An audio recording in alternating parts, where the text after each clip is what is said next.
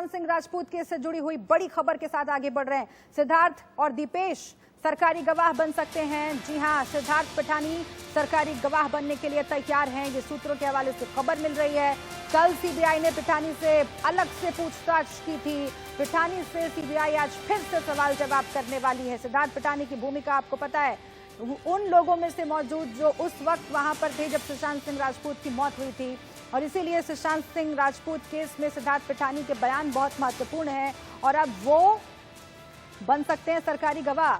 हम सीधे अपने मेहमानों का फिर से एक बार रुख कर लेते हैं। ऋचा पांडे जी, जिन कॉन्ट्रडिक्शंस की बात हो रही थी, चाहे वो सिद्धार्थ पिठानी हो, चाहे वो दीपेश हो, चाहे वो रिया चक्रवर्ती हो, इन तीनों के बयानों में जो कॉन्ट्रडिक्शंस है, और खास तौर से अगर रिया चक्रवर्ती और उनके परिवार की बात करें, सीबीआई के सवाल जवाब में वो जो बातें रख रही हैं, इससे पहले ईडी ने उनसे पूछताछ की है, उसके सामने जो उन्होंने बातें रखी, इंटरव्यूज में वो जो बोल रही हैं और लगातार उनके वकील जो बातें कहते रहे हैं, इन सभी जवाबों में जो कॉन्ट्रडिक्शन है वो कितना अहम साबित होंगे इस केस में। और आप कौन कौन से कॉन्ट्रडिक्शंस देखते हैं सर? आप कौन कौन से कॉन्ट्रडिक्शंस देखते हैं जब ये तथ्य निकलकर सामने आते हैं, रिया चक्रवर्ती को कटघरे में खड़े करते हैं और वो अपने आप को पाक साफ साबित करने की कोशिश करती हैं? अशोक जी, मैं आपके पास आऊंगी, लेकिन ये सवाल मेरा प्रीति जी आपसे है। माफ कीजिए, रिचा जी आपसे है। कॉन्ट्रडिक्शन इन द स्टेटमेंट जी, ये साफ साफ बताता है कि इट्स मिसलीडिंग द इन्वेस्टिगेशन जी, और किसी भी जांच को मिसलीड करना या फिर उसको जो है गलत दिशा में मोड़ देना, इट्स अ क्राइम। क्योंकि आप उससे किसी ना किसी को मेलाफाइड इंटेंशन से आप किसी ना किसी को बचा रहे हैं और आप खुद को सेव कर रहे हैं। पूरा आपने सारी सिनेरियो चेंज कर दिया, पूरा सीन ही चेंज कर दिया by giving the wrong conflicted statement. तो इसमें कहीं ना कहीं जो है वो कंफर्म, इसके लिए भी वो इसके लिए दोषी पाई जाएगी। और तो हेलो जी बताइए। जो आपने जैसे अभी कहा कि सरकारी गवाह गवर्नमेंट अप्रूवर वही हो सकता है जो उस दोष में, उस अपराध में जो भागीदार हो।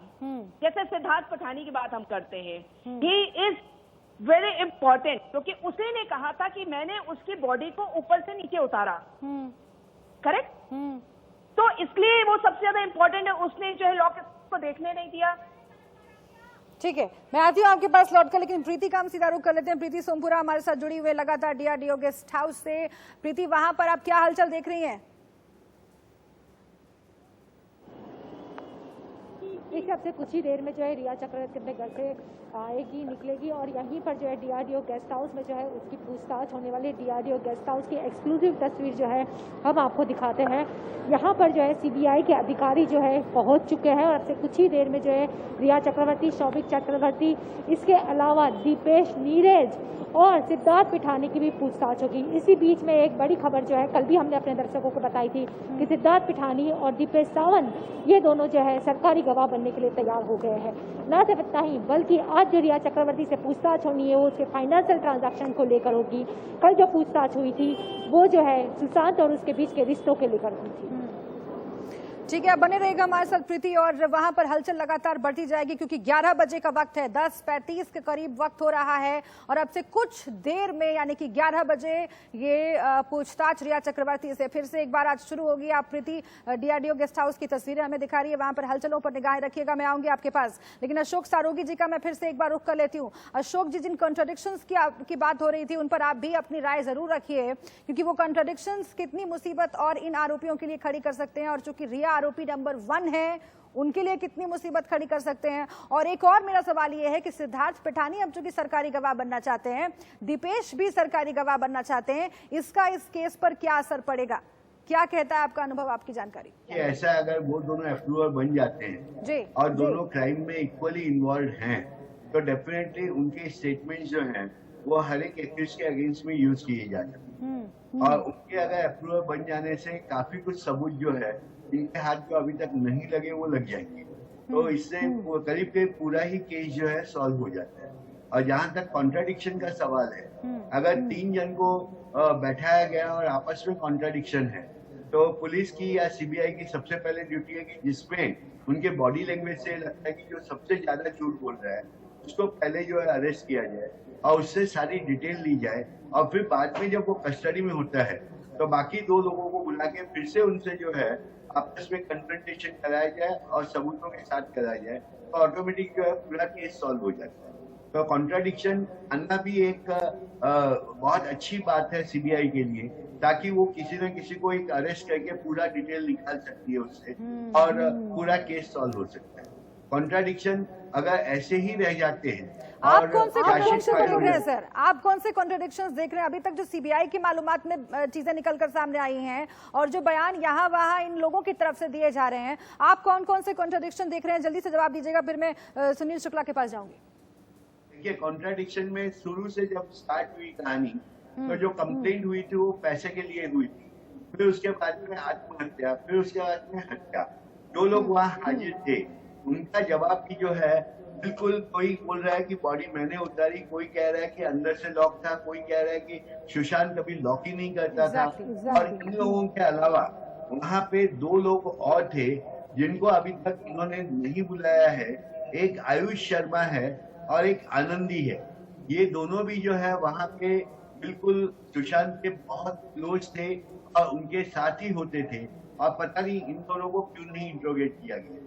तो शायद अगर सबको एक साथ में किया जाए तो पूरी कहानी जो है सच सामने आ जाएगा कि वास्तव में हत्या थी, आत्महत्या थी या कुछ पैसों का लेन देन था। और एक और एंगल है कि उसकी मौत से जो है किसे फाइनेंशियली फायदा होना है, किसको फायदा होना था कि अगर वो आदमी मर जाता। अगर हम रिया की तरफ से देखें, ये बहुत सवाल है, ये बहुत महत्वपूर्ण सवाल है और इस पर चर्चा होनी चाहिए कि आखिर सुशांत सिंह राजपूत की मौत से किसे फायदा हो रहा था। आखिर सुशांत सिंह राजपूत के पैसों पर जिनकी नजर थी, क्या उन्होंने ये साजिश रची है? और इसीलिए इंडिया न्यूज तमाम सवालों पर बात कर रहा है और वो सवाल दिखा भी रहा है आपको, जो सीबीआई आज रिया चक्रवर्ती से पूछ रही है और कल जो सीबीआई ने रिया चक्रवर्ती से सवाल पूछे थे। आज कौन कौन से सवाल पूछे जाने वो बहुत महत्वपूर्ण रहेंगे। लेकिन सुनील शुक्ला जी, मैं आपका रुख करती हूँ। रिया चक्रवर्ती ने तो सुशांत के कई दोस्तों को खारिज कर दिया। उन्होंने ये कहा कि कई दोस्त पैदा हो गए हैं, लेकिन ये वो दोस्त हैं जिन्होंने सुशांत से लंबे वक्त से बात ही नहीं की थी। ना उनके कॉल लॉग में उनकी डिटेल है, ना कोई और बात है, लेकिन आज तमाम लोग आगे आ गए हैं और अपने अपने तरह से दावे कर रहे हैं। आप कैसे इस पर रिएक्ट करेंगे? जब सुशांत सिंह राजपूत की लाइफ में आई तो पहला काम किया उन्होंने, पुराने नौकर निकाल दिए। एक उन्होंने अकाउंटेंट को चेंज कर दिया। तो तीसरा, वो तो छोड़िए, उनके परिवार के जो रिश्ते थे बहनों के साथ हैं, उनके साथ रिश्ते खत्म करवा दिए। चौथा, उनके पिताजी कितने बार फोन करते रहे, पूछते रहे रिया को, जरा बताइए कि मेरे बेटे के बारे में कुछ मैसेज दीजिए। वो उनसे बात नहीं करती थी, उनका फोन नहीं उठाती थी।